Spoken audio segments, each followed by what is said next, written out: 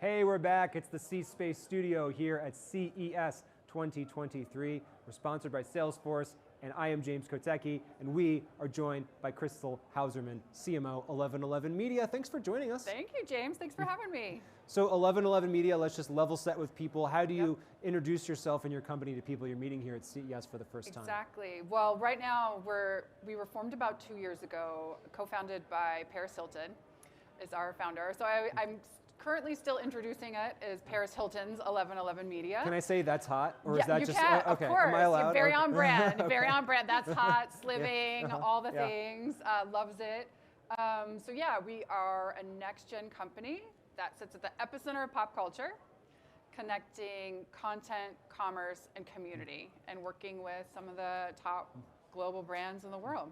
So can you give me an example of what that means to connect those things together? Yep, I love that. So we, just this year, one of my favorite examples, Hilton Hotels, which obviously Paris has a natural connection to because of her family, but had actually never done any campaign work or anything with the brand. Mm-hmm. And so famously, we got together for the first time about a year ago and to launch their Hilton for the Stay campaign. And it's really about taking this legacy brand that everybody knows what Hilton is, and really kind of reinvigorating it for that Gen Z audience, right? And so you'll see a traditional linear commercial campaign that is launching, but also, really leaning into social platforms and taking kind of this icon of pop culture to infuse something really authentically, obviously the connection, into the brand to make it youthful, interesting, and really show up in a completely different way. And that word infusion, it implies that it's more than just having a Paris Hilton just endorse something. Correct. And then but that thing doesn't change, right? Something about the underlying thing, in this case Hilton Hotels, is changing and evolving. Exactly. I love it. When we were on the shoot a couple weeks ago for some stuff, and I won't give away everything that's about to come out, stay tuned, but it's really about not just the campaign that's being shot, but the content. This will become obvious when the spots start airing, but I'm intrigued. How do you elevate what your experience is when you go into a Hilton, and how is Paris kind of sprinkling some magic sparkles on that experience? And I think that's where you're blending what you might see as a passive consumer, but then also going to experience it in real life, which I think is that's the fun part. You mentioned to me right before we started this interview that this was your first time here at CES. What brings you to CES? What's your message to folks that you're meeting here at CES? No, well, we're here on the road with Paris and the whole 1111 team, and so full schedule today. I'm taking this break to come and fly the flag over here about 1111, but really it's awareness, letting people know that we're here. Paris is successful entrepreneur for the last 20 years. This year will be the 20th anniversary of The Simple Life, kind of when she first came on the scene. And really bringing together those businesses that have amassed about $4 billion in revenue under a brand of 1111 Media. So launched about 2 years ago, and we really kind of touch the entire, what I call the supercharged flywheel. So it's film, it's television, consumer products, brand partnerships, one of the big reasons that we're here, digital, metaverse, Web3, licensing. And so we're really here talking to brands. We were in a meeting this morning and a brand kind of raised their hand, a very legacy brand I won't mention, and said man, we have this huge female demographic that loves our automobiles. But we're seen as the old person's car. How do we make it cool? And we kind of laughed and said, call 1111. Paris said that was her line. I will not take credit, but it's kind of true, right? And so really almost working in collaboration with these brands, a la how we did Hilton. I think one of my favorite headlines, the CEO a couple weeks ago, quoted in Fortune, actually said it was Peloton, pumpkin spice waffles, and Paris Hilton that were really carrying the brand success post-pandemic for Hilton.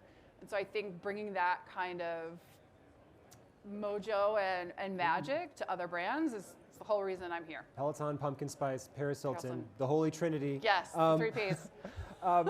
She's thinking about it. She's kind of the original influencer before the term influencer was a known thing. Does her experience there in the last 20 years, as you mentioned, are there lessons for, there's people here at CES who are influencers, want to be influencers. There's a lot of brands here that want to work with influencers.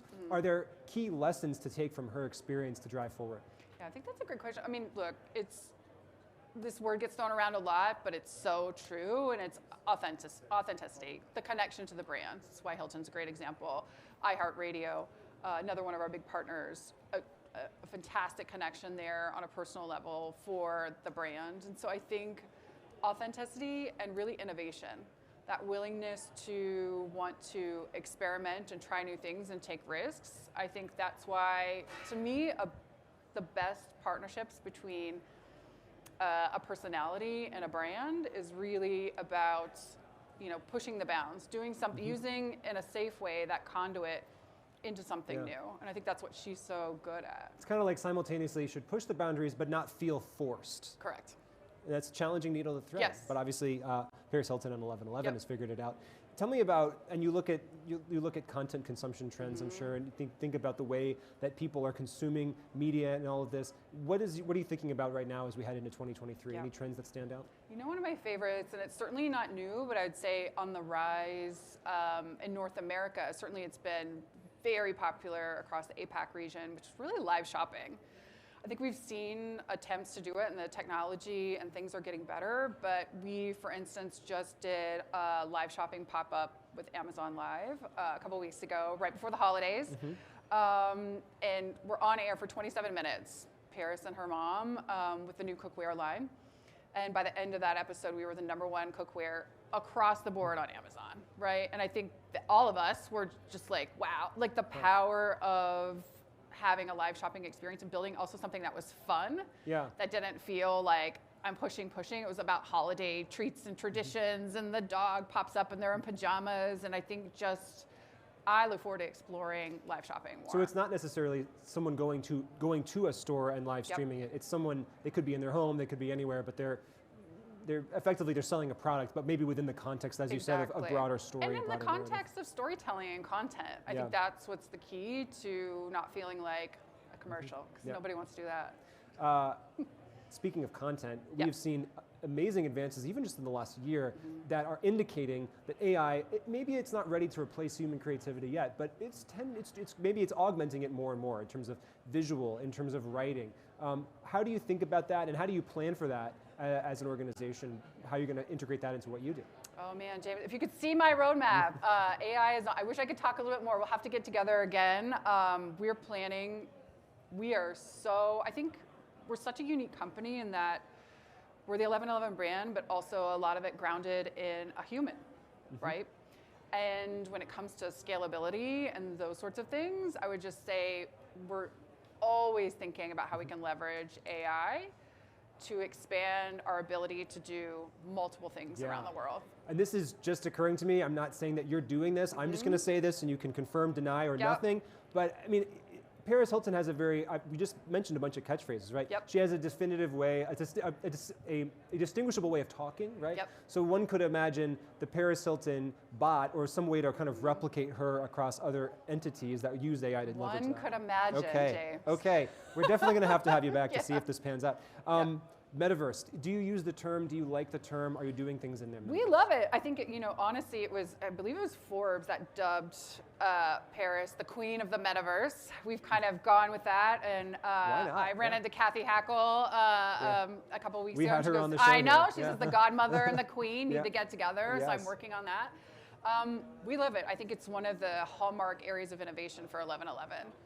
And we, again, kind of what we were talking about before, we're that partner that can take you along in an authentic way. And I think we've had two or three amazing activations, and we've done things in Roblox, Sandbox. Paris launched her own URL-based world. But I love, the L'Oreal Urban Decay example is one of my favorites, because, makeup in a digital world, what does that look like? And I think us partnering with them really brought it to life, brought over 1 million people into the experience to dress their avatar in really fun looks for Halloween. And it was a huge success for the Urban Decay and L'Oreal team. And I think the metaverse is here. It will continue to grow and evolve and become more interesting and dynamic and exciting, but that is one of our underpinnings into everything we do and something we really offer and make it way less scary for legacy brands to want to get into it, because we kind of cracked the code with some learnings on how to do it. So obviously we're going to have you back. There's never enough time. Krystal Hauserman, 1111 Media. Thanks for joining us. Of course. Thank you so much. And thank you so much for watching us right here in the C Space Studio, where you can catch many more such conversations coming up today and tomorrow. I'm James Kotecki here at CES 2023. Keep it here.